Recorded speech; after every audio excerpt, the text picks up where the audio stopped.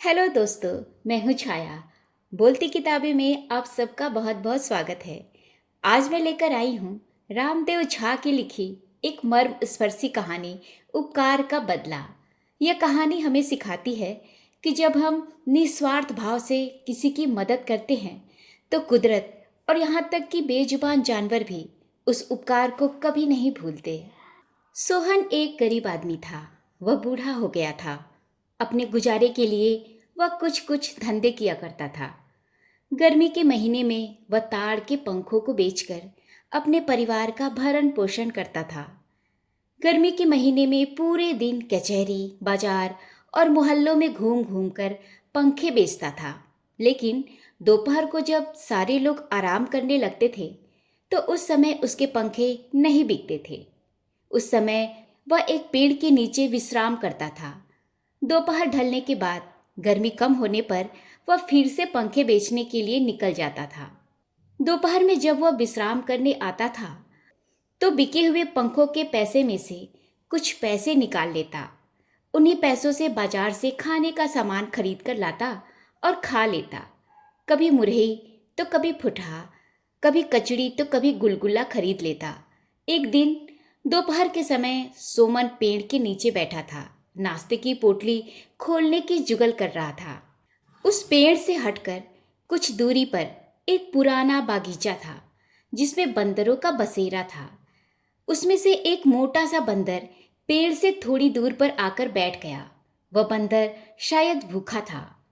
वह सोमन की तरफ टुकुर टुकुर देखने लगा। सोमन को उस पर दया आ गई और उसने 2 गुलगुले उसकी तरफ फेंके। बंदर ने लपक कर गुलगुलों को उठाया और खा लिया। अब रोज दोपहर को सोमन बंदर को खाने के लिए कुछ न कुछ जरूर देता। एक दिन सोमन आया, लेकिन आज उसका दिल छोटा था। उसका एक भी पंखा आज नहीं बिका था। पास में पैसे भी नहीं थे, इसीलिए वह खाने के लिए कुछ भी खरीद कर नहीं ला सका। बाकी दिनों की भांति वह बंदर फिर से उसके पास आकर बैठ गया।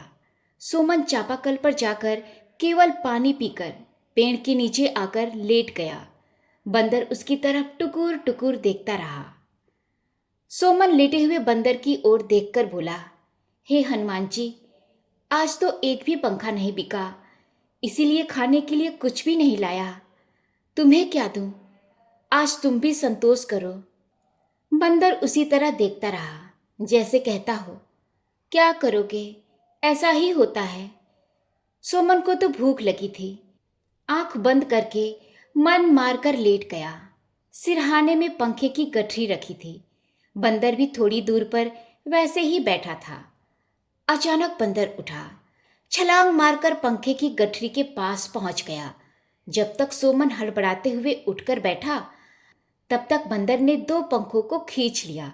सोमन अरे अरे करता रह गया और बंदर एक हाथ में पंखा लेकर 3 पैरों पर फांदते हुए चल दिया। सोमन असहाय सा उसे देखता रहा। सोमन ने उसे थोड़ी दूर पर सड़क के किनारे एक डेरे की ओर जाते हुए देखा। बंदर का पीछा करना उसके बस की बात नहीं थी। सोमन दुखी हो गया। मन ही मन सोचने लगा, आह, एक तो आज पंखा नहीं बिका, उस पर से यह बंदर 2 पंखे भी लेकर चला गया। अब इसका भी घाटा मुझको ही सहना होगा। वह सोच में डूब गया। कुछ समय बीता होगा। वह बंदर पंखा लेकर जिधर गया था उधर से ही आता दिख पड़ा। वह 3 पैरों पर फांदते हुए आ रहा था। उसके हाथ में एक बहुत बड़ा अधपका पपीता था, आधा पीला और आधा हरा।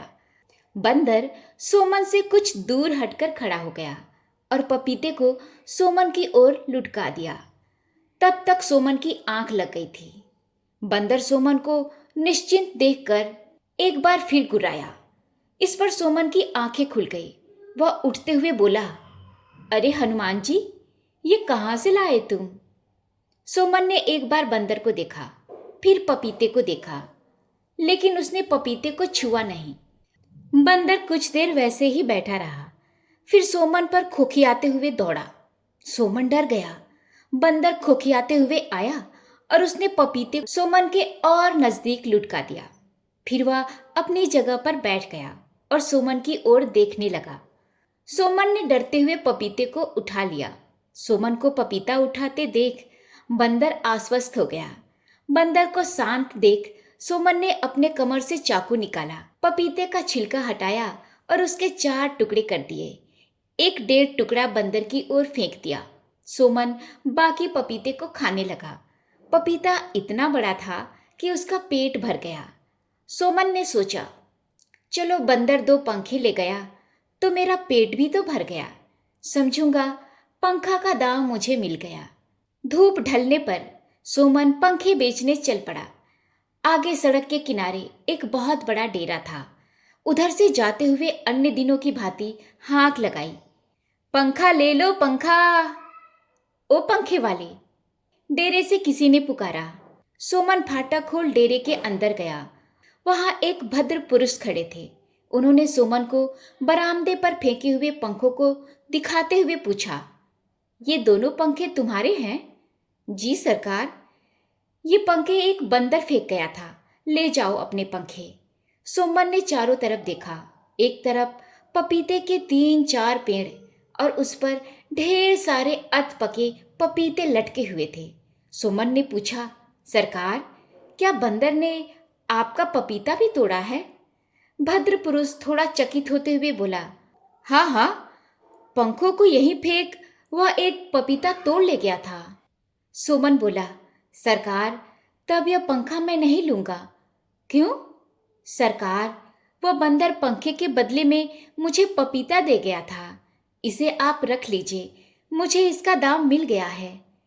भद्र पुरुष को बंदर के इस कारनामे और पंखे वाले के उत्तर पर बड़ा आश्चर्य हुआ। सोमन ने पूरी घटना उन्हें बताई। भद्र पुरुष को इससे और अधिक आश्चर्य हुआ। वे बोले, पंखे वाले, जब बंदर जैसे जंगली जंतु में इतना विवेक है, तब मैं तो मनुष्य हूँ। तुम्हारा पंखा मैं कैसे लूँगा? तुम पंखों को छोड़ दो। इनका दाम कितना होगा यह बतलाओ। सोमन सकुचाते हुए बोला, सरकार, यह बिकता तो है 4 रुपए जोड़ा, लेकिन आप जो भी दे देंगे वह मेरे लिए बहुत होगा। भद्र पुरुष ने जेब से 5 रुपए का सिक्का निकाला और सोमन को दे दिया। सोमन पैसे लेकर चल पड़ा सड़क की ओर। सड़क पर आकर उसने फिर से हाँक लगाई, पंखा ले लो पंखा। तो दोस्तों, सोमन और उस समझदार बंदर की यह कहानी आपको कैसी लगी? याद रखिएगा, छोटी सी दयालुता भी कभी खाली नहीं जाती। अगर आपको यह कहानी पसंद आई हो तो इसे लाइक करें और ऐसे ही प्रेरणादायक कहानियों के लिए हमारे चैनल बोलती किताबें को सब्सक्राइब करना ना भूलें। मिलते हैं अगली कहानी में। नमस्कार।